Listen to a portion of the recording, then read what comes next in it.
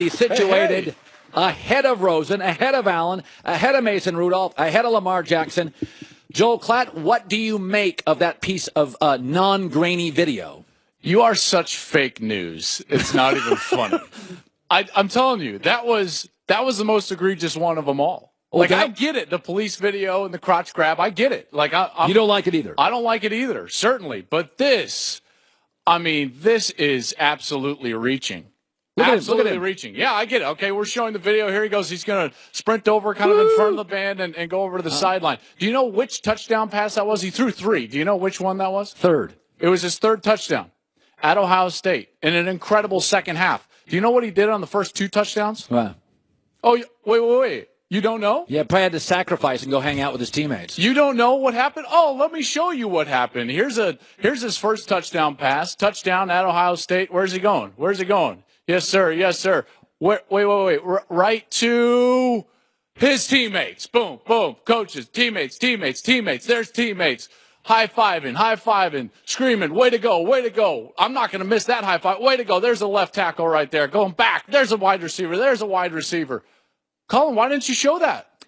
Because that's expected. I don't show. But you just told me he's into himself. No, I didn't say on. Oh, this is the second touchdown pass. We're not done here. This is the second touchdown pass. You bet. Fired up. This is the one they take the lead. This is their big comeback. They've got all the momentum. A couple of coaches. There's Riley. There's his teammates. Well, it's called the sideline. Is he not with his teammates? Wasn't going to go over to Ohio State sideline. I mean, is he not with his teammates? Well, I mean, at some point he does have to walk. He actually isn't with his teammates on the field. Oh my goodness! He goes over to. Do you know what confirmation bias is? Well, I'm not saying I don't have some of that. I would say that you're like prototype. This is what it is, all right? The tendency to interpret new evidence as confirmation of one's existing beliefs or theories. That is like, you should just put your picture up there right now with Baker Mayfield and your confirmation bias. It's out of control. Here's why. I'm not just going to state that without giving you some evidence why. It's because there's mountains of evidence that he isn't the guy that you're talking about. Okay, when you talk with his teammates, when you're around his practices, which I have been countless times, you see that his teammates not just love him because he's the quarterback, but they love him because he works hard. They love him because he's in there. He's helping develop young players. He's a great gym rat. He's schematically very smart on the board. You'll hear that from several GMs and decision makers. Not anything like Menzel. He's 2 years older than everybody. He threw tons of touchdowns. His touchdown-interception ratio was one of the best in college football. For 2 straight years, he set the efficiency record all time in college football.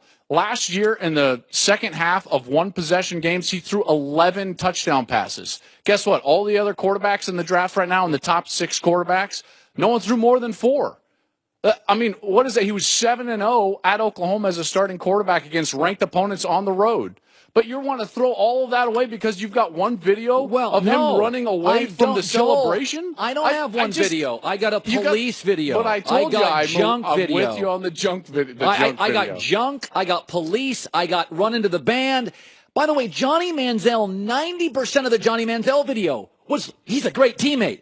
But there was a lot of this stuff. No. A lot of this stuff. Money stuff. And I said before the draft, it wasn't a big deal, but when Johnny Manziel got drafted and did this on the set, I'm like, I know it only lasted 1 second. It's something. You don't see Aaron Rodgers, and you don't see guys. I mean, I see Aaron Rodgers flashing the championship belt right next to his teammates. I mean, I see Tom Brady running out of the tunnel without his helmet, while every other New England Patriot has their helmet on. Oh, he has to wear his helmet. I'm just saying, it's something, picky, Colin. It's something. A little picky. It's something. I'm just saying that you want so badly to fit him into your narrative that I feel like you're not viewing a lot of the evidence because there's mountains of evidence that suggest that he's going to be just fine. I'm the Washington Post of sportscasters. I am a journalist. And so the Washington Post, when they get new information, they give it to the public. I mean, a couple of the headlines from the Washington Post this last week, and I don't think you want to be claiming that you're from the Washington Post. All right, let's go to your mock draft, your 13th mock draft in the last 4 days. But I do like this one. I will say this. The 4th in the whole process. Okay, but I will say this, and I'm just going to say this. And I like him as a kid. But as I get new information, and this is what I do. I'm in the information business, right? Yeah. Well, I don't know. You have a lot of confirmation bias. I don't know if the opinion comes before the information or if it's the information and then the opinion. This is an incredibly... I know, I'm hammering on you, I know. That's okay. It's an incredibly deep running back draft. Yeah. I can't take Saquon Barkley in the top 10. I'll say it right now. I love the kid. Yeah, I can't do it. There are a few things that you've been spot on today. And one of them that you said, and you kind of passed over it, and you talked about having dinner with a source in the league. And you talked about, it was very brief, you said, really deep running back draft. I mean, spot on. That, it is really deep at running back. And Barkley is an interesting case because he has now become the guy in the draft that is off limits. Like, you cannot criticize Saquon Barkley or have an opinion that is less than amazing about Saquon Barkley. And I get it. He's a phenomenal kid. I love Saquon Barkley as a player, as a person, getting to meet with him before some of those games. I love him. I really do. I would love him on my team. Now, you have to take that with also some of the evidence. Again, like, let's collect all the evidence. Data. What would you say if I told you that if you took every carry last year and you bore it out as a batting average, like the percentage of carries that went 4 or more yards? Yeah, that's real. That's real. That's a real, because you're okay, playing that's a good percentage. opponents, bad opponents, Sure. bye week, no bye week. If I told you his batting average was 470, 47%, 470. What do you mean? 47% of his carries went 4 or more yards. So less than half of his Less carries. than half. All the other backs in this draft are way over 500. Well over 50%. All the backs in the last 3 years that have been drafted in the first round, well over 500. In fact, the lowest back that was drafted in the first round in terms of their percentage of carries that went 4 or more yards was 519.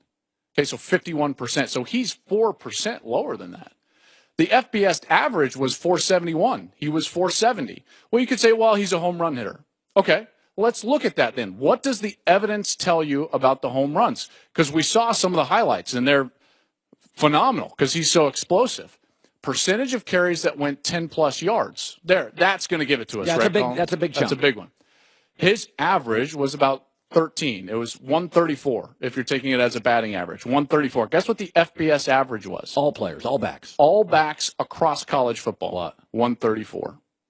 He was the lowest of any of the backs in this year's draft that are considered top 6 or 7 backs. In fact, their average was much higher, above 150. Okay, so you're talking about 15% or higher. If you look at all the backs that were drafted in the first round, if you're looking at Ezekiel Elliott and Christian McCaffrey and Leonard Fournette and Gurley and all of these guys, their big runs percentage of 10 or more was all over 150, so 15% or more. So he falls below some of these thresholds if you're just talking about running back numbers that I think you got to pay attention to if you're some of these teams. I will state this again because I know this can get edited up in a lot of different ways. I love him as a player. But you don't want to pick him. I'll say it for you. I'll say it for you. I have a dinner last night with a GM, and I posed it to him. I just said, what do you make of this draft? He goes, bad wide receiver, outrageously deep at running back. It's really good. Can I just list a few of them that people aren't talking about? Let's talk about the kid up at Oregon. Royce Freeman is a really quality back. 230 and can run. Nobody's talking about him. Rashad Penny from San Diego State. I've had 2 different head coaches in the National Football League tell me they think he is a home run. Okay, that verbatim. Home run player. You can get him in the 3rd round. You might be able to get him in the middle 2nd round. I think Geis is a really solid player. Both Georgia backs are tremendous players. Yeah. Ronald Jones is a tremendous player. And all of those guys had averages that were much higher than Saquon Barkley in the categories that I spoke of earlier. Percentage of runs that went 4 or more yards and percentage of runs that went 10 or more yards. Yeah, Nick Chubb's really good. Really good. Really good at Georgia. Really good. And by the way, he went up against those SEC defenses for 2 years and ate them alive. Yeah. Like Nick Chubb ate the SEC alive. Hey, guess who did really well against ranked opponents his whole career? Oh, Jesus. Baker Mayfield. Okay. That's just some of the Let's evidence. just show the video one more time. Video. The one shred of... Okay, well, I just got one police video with him, too. All right, let's show the video. You're a quarterback. You go back to pass. Biggest touchdown of your career. Teams like, Baker, we love you. Come and give us a high. Where's Baker Mayfield going?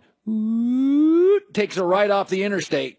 Gonna go over and flex in front of the TV cameras. Okay, listen, with your confirmation bias and your selective evidence, let's show the first 2 touchdowns. You know what? We lost that video. It got stuck in the tape machine. That's interesting. Yeah, We're just going to disregard that. We got a lot of commercials. The first on 2 touchdowns bore no evidence whatsoever. This in your show's mind. very popular. A lot of commercials we have to get to. I get it. Joel Klatt.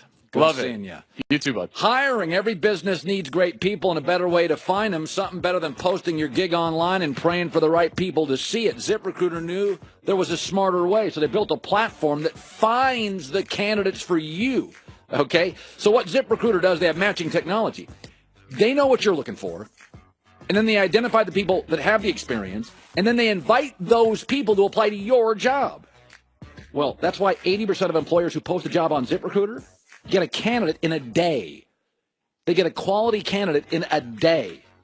And ZipRecruiter doesn't stop there. They even spotlight the strongest applications you receive so you never miss the perfect match. Right candidates are out there. You just got to find them. Do it for free right now. Free. ZipRecruiter.com/herd. Herd. Smartest way to hire. ZipRecruiter's got the new matching technology. ZipRecruiter.com/AERD.